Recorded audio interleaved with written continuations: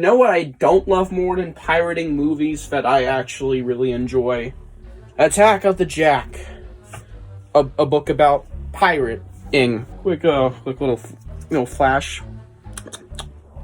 Or, sorry, flex. Oh god, that sounds gross. I might have some merch for this book. And I don't really like it. Oh my god. Alright. Hello everybody, Goosebumps for Dummies here. And today we're going to be reviewing Attack the Jack. It's about frickin' time.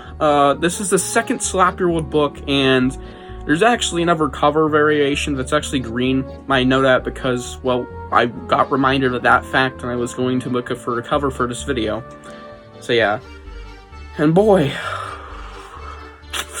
yeah, this isn't a great one by any means. I think we all know that this book is a big pile of shit, of course, if you've read it. But if you haven't, don't! Yeah, no. This is a big, steaming pile of no. That's what someone said on review for Just Beyond the Scare School, which is a pile of shit of a book, by the way. Not too much better than this. It's only like 0.5 better. Yeah, so... I don't see any reason to delay this any further. Let's just get into this pile of shit. And now for the blurb. Violet and Sean Packer have been sent out to sea. Well, more like sent out to visit their Uncle Jim, who lives near the ocean.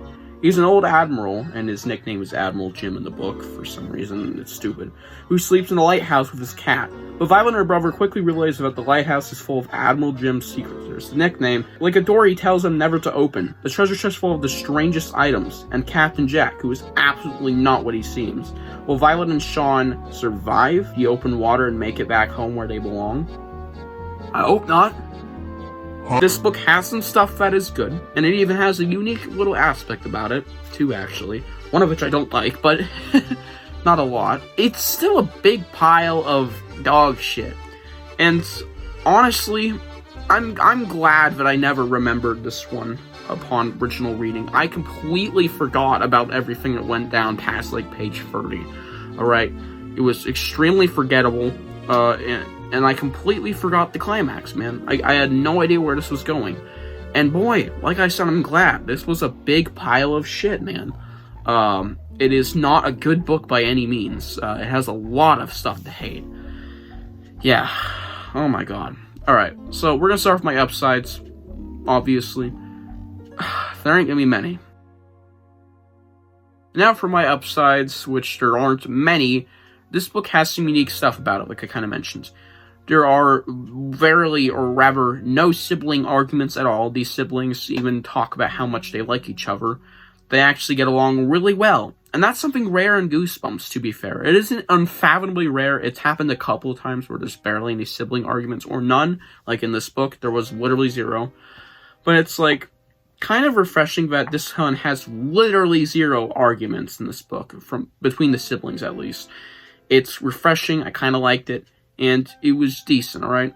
Another thing is, some of the characters in this book, for how bad and goofy and way too zany this got, some of the characters that were goofy, I kind of enjoyed. There's this one character, which I cannot remember the name of for my life. It's a female pirate character, I think she's called Crazy something. And she says the most outlandish shit sometimes, but she's also aware that she's crazy, and she even points out that she's faking it. She's an interesting character, I like her. I thought the twin pirate character was pretty cool. We're in spoilers, so better click off this video now. He was a pretty cool character. I actually really liked him. And I thought he had a decent personality. And Captain Jack, though not really a good threat, or even a threat of a character, he had some moments, alright? Captain Jack had some moments. And Admiral Jim was kind of cool. Alright? And another small thing is that this book at least didn't have consistency issues all throughout. I don't believe, at least. I can't quite remember if this did or not, but I know that it actually had something that it was barely even teasing early on actually get used in the climax, which was the ghost. And I was a big fan of that. It came out of nowhere, but it was decent. I thought it was a nice scene, and, you know, it kind of helped the story because this story was way too wild. At least we're back to normal ghost shenanigans, like with usual Goosebumps. And that's about it for upsides. I still think I gave it way too many. Everything I'm about to mention kind of speaks for itself. This book is insanely forcive alright? This is a huge, glaring issue. Shit happens because it needs to happen. Alright? It is insanely forcive. This book goes one thing after another in the most forceful way. Because a giant fucking boat shows up one point. For no reason, they just happen to stop by sheer luck. Stuff happens out of sheer luck. Sheer coincidence. Alright? That is not entertaining to read. Not only is it also insanely cheesy, you can kind of get the idea with that, because all Goosebumps books always have that some bit of cheesiness to it. This book is over the top, and it knows it, alright? At least it's kind of aware that it is, but it's trying to be so bad it's good, I feel, which isn't a great idea, alright? Insanely cheesy, very forcive throughout the plot to get stuff done. And there's a whole scene that I really hated involving a banana plantation. Bear with me, alright? Banana plantation. It was awful. It was horrible. It was way too cheesy. It was dumb. And this is kind of like the true climax of the book anyways, because a lot of shit happens here that's important for the story. And more luck shit happens, of course, sheer luck, and idiotic characters, decisions. And it's just too goofy, alright? The climax, or rather the lack of a climax, is it's like 10 pages and nothing happens, not even a climax. It just, shit goes down instantly when, whatever, was pretty dumb. There was also an all-for-nothing twist thrown in there, which was insanely bugging me, alright? It made the whole book, which was a hell of a burn to get through. It was a slow burn. All for nothing. It was completely pointless. The whole goal of the book was to get a parrot. Alright, a certain parrot. And Jack's like, oh, no, I'm not going to send you home. I'm not going to help you. I just want a fucking parrot. Because he's an asshole. Fuck you, Jack. And speaking of Jack, he was barely in the book. Yeah, he barely even showed up. He had like 2 fucking scenes, which is absolute bullshit. Alright? He had 2 scenes in the entire book, which was his introduction and, of course, him setting up the rest of the book, and then them returning. What the fuck, alright? Returning to Jack and opening with Jack. That's the only scenes. It's stupid that he's literally in the title of the book on the cover, and he has 2 scenes, way more fucking scenes with the actual side characters, quote unquote, at this point. He's a side character. Fucking Christ. Yeah, insane bullshit, alright? Unbelievable. That is some hootenanny, alright? There's something I'm going to mention that isn't entirely a downside, because even after, like, a month since I read this, I still have no idea what to think of this, because I want to like it, but I also want to hate it. Celeste. It's a cat. And this is one of the unique things I kind of was dragging on about in my upsides. Oh, well, actually in the blurb, because I said I didn't like one of them very much, but I also didn't hate it.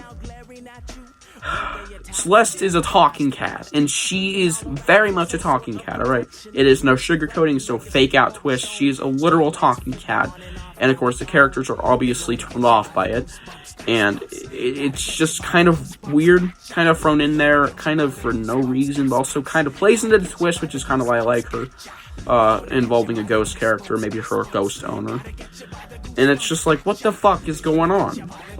Why is this here? It could have been just a regular cat. It's just kind of dumb. And the way she talks is also very off-putting. Apparently she talks like in a high screechy voice. But not like, oh my god, kind of like that, you know? It's kind of scratchy sounding too. It's horrible, man.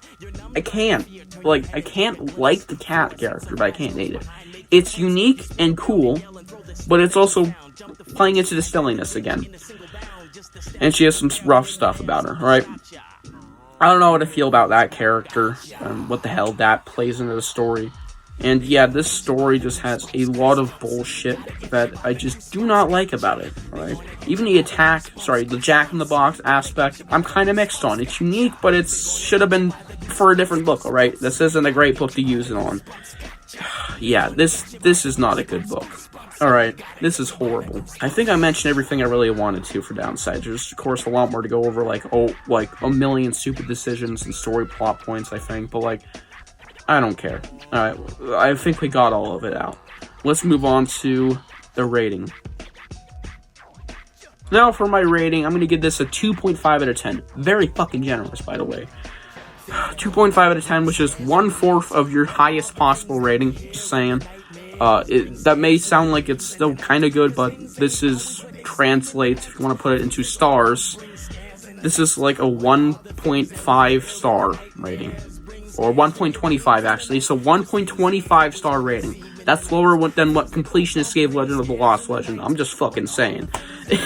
Oh, God. This is not a good book. Yeah, so Back to Jack, 2.5 out of 10. Had a lot of terrible, terrible stuff in it. It was not a good story. This is why I hated Pirates and Goosebumps for so long. This is why I was turned off by Creeper in the Deep for a while, before I actually reread it and found out that was awesome, because it was actual pirate horror instead of just stupidness. Yeah, this was a terrible read, but it had some stuff that I liked. It had unique stuff about it, some interesting twists, like, you know, the kids not fighting and Celeste, kind of. Just don't read it. Don't read it. And yeah, fuck, sorry, still a little sick. Hope you guys enjoyed this video. Tell me what you think about this book below. Do you hate it? Do you hate it? If you love it, you're hot. See you guys in the next one. Bye.